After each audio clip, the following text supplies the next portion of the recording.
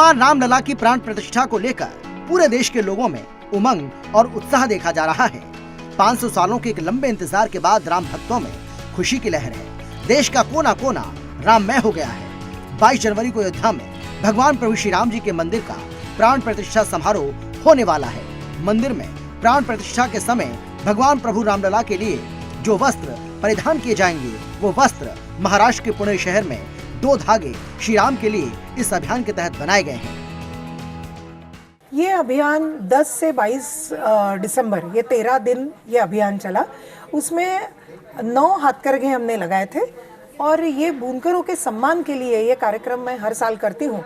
लेकिन राम मंदिर का आंदोलन जब से शुरू था तभी से मन में ठानी थी मैंने कि ये कार्यक्रम करूँगी। 2 धागे श्री राम के लिए इस नाम से ये अभियान हुआ और उसमें कुल मिला के 12,36,700 लोगों ने इसमें ये सब लोग सम्मिलित हुए और ये कार्यक्रम बहुत ही यशस्वी हुआ।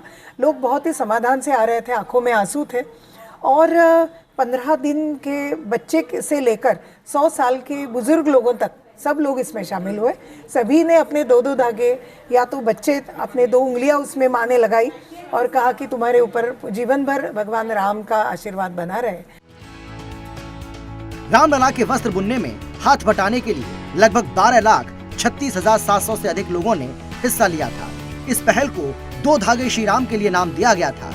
10 दिसंबर से शुरू हुई ये पहल 13 दिनों तक चली। इस दौरान धोती के साथ पटका, जिसे बैंगनी, हरे, लाल, पीले जैसे 8 रंगों में ये वस्त्र बनाए गए हैं।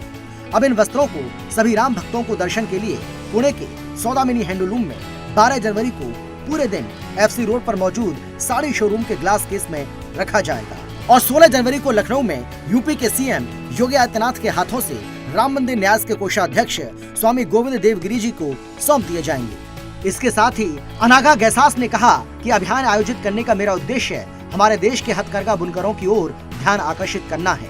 2017 में अमृता फडणवीस ने कोल्हापुर में महालक्ष्मी को अर्पित की गई पठानी साड़ी की बुनाई में हजारों महिलाओं का नेतृत्व किया था। 2019 में हमने 2 धागे देश के नाम रूप में नरेंद्र मोदी के लिए उत्तरीय बनाया था। जब हम हथकरघा पर बैठते हैं तो हमें बुनकरों की विशेषज्ञता का एहसास होता है। बुनाई में शामिल विज्ञान और गणित बहुत अलग है।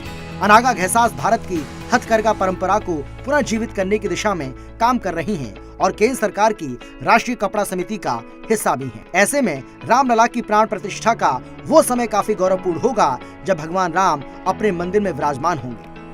इस पूरे अभियान को लेकर हमारे ब्यूरो चीफ दीपक चौव्याण ने सौदामिनी हैंडलूम की संस्थापक अनाघा गैसास से खास बातचीत भी की।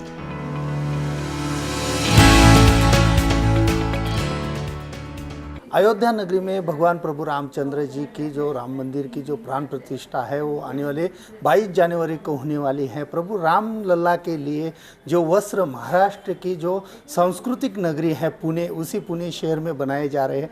जिन्होंने ये वस्त्र बनाया मेरे साथ अनघा जी है। मैम क्या बताएंगे, बहुत ही बड़ा क्षण है क्योंकि रामलला अयोध्या में 22 तारीख के दिन विराजमान हो रहे। रामलला के लिए अपने वस्त्र बनाए, एक बड़ा अभियान चलाया था रामलला के वस्त्र के लिए। क्या पूरी कहानी है और कितना दिन आपको ये वस्त्र बनाने को लगा, क्या बताएंगे? सबसे पहले तो प्रभु रामचंद्र जी का आगमन अयोध्या में मुझे लगता है कि ये सच मायने में भगवान राम का वनवास खत्म हो रहा है। तो वो उनका वनवास का संपूर्ण होना हम लोगों ने उत्सव जैसा मनाना चाहिए। इसी भावना से ये राम वस्त्र हमने बनाने का कार्यक्रम किया जिसका नाम था 2 धागे श्री राम के लिए। ऐसा बुनकारी महोत्सव मैं पुणे में हर साल करती हूँ।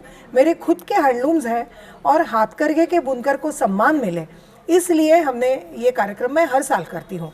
क्योंकि लोगों को लगता है ये अनपढ़ और अनाड़ी गवार आदमी है जो ये काम करता है, लेकिन ऐसा नहीं है। उसके पास मैकॉले की डिग्री नहीं है, लेकिन उसके पास जो ज्ञान है उसमें शास्त्र, गणित, पेशेंस और क्रिएटिविटी, ये चारों चीज़ों का अंतर्भाव है। और वो आदमी ज्ञानी है और उसको गौरव मिले, उसके काम को सम्मान मिले, उसको धन प्राप्ति हो, इसके लिए ये कार्यक्रम मैं हर साल करती हूँ।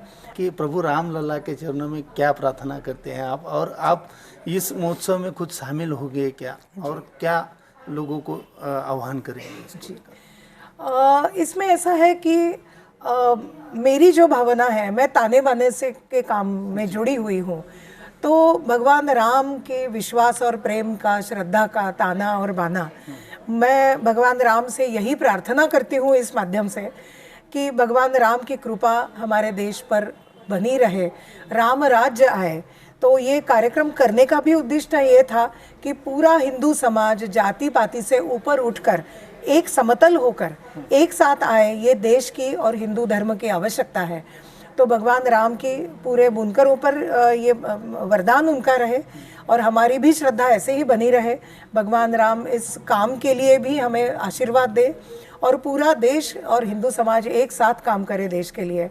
और बस और क्या कहूँ, मुझे आंखों में पानी आ रहा है। तो जी बिल्कुल, बहुत ही सुंदर कार्य जो है, जो अभियान उन्होंने चलाया है, क्योंकि जिसमें 12 लाख से ज़्यादा लोगों ने अपना सहभाग यहाँ पर दर्ज किया है। कैमरा पर्सन विकास के साथ Deepak Chauhan, Sudarshan news, Pune. Bureau report, Sudarshan news.